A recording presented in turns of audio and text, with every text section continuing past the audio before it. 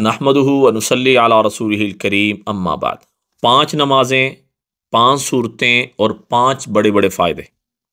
अल्लाह सारी हाजतों को पूरा फरमा देंगे। अल्लाह बग़ैर माल के हज नसीब फरमाएंगे। क़यामत की होलनाकियों से अल्लाह बचाएंगे। रिज़्क़ फ़रिश्तों के ज़रिए घरों में अल्लाह जल्ले शानहू पहुँचाएंगे। और जब कब्र में उतरेगा तो जन्नत का बिस्तर बिछा हुआ पाएगा, जन्नत की खिड़की खुली हुई मिलेगी।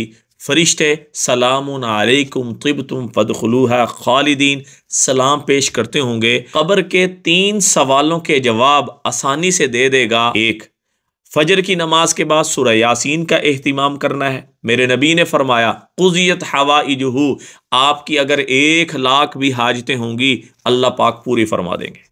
ज़ोहर की नमाज के बाद सूरह फ़तह का एहतिमाम करना है। कई ऐसी मिसालें मेरे सामने हैं कि जिन जिन हजरात ने सूरह फ़तह का एहतिमाम किया, इन्ना फ़तहना लका फ़तहम मुबीना, ये वाली सूरत, इसका एहतिमाम किया, अल्लाह जल्ले शानहू ने बग़ैर असबाब के हज और उम्रे का इंतज़ाम फरमा दिया। और असर की नमाज के बाद सूरह नबा का एहतिमाम कर लें, अल्लाह जल्ले शानहू क़यामत की होलनाकियों से बचाएंगे।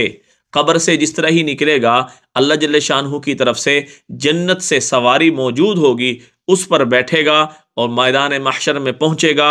अल्लाह के अर्श का साया नसीब होगा, बग़ैर हिसाब किताब के जन्नत में चला जाएगा। मगरिब की नमाज के बाद सूरह वाक़िया का एहतिमाम कर लीजिए। रिज़्क़ के सारे मसले हल हो जाएंगे, नौकरियों की रुकावटें दूर हो जाएंगी, बंद पड़े हुए कारोबार चलना शुरू हो जाएंगे।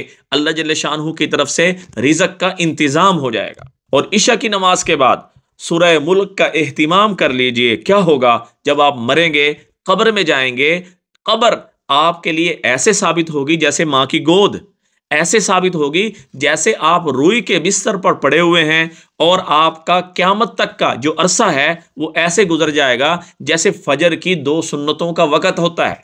इसलिए मेरे मोहतरम भाइयों, इन 5 सूरतों की आप गारंटी दे दें, इन 5 इनामात की गारंटी मैं आपको देता हूं कि अल्लाह ज़रूर ब ज़रूर आप हज़रात को नसीब फरमाएंगे। दुआओं में याद रखें, सदका जारी समझ के शेयर करें। अस्सलामु अलैकुम वरहमतुल्लाहि वबरकातुहू।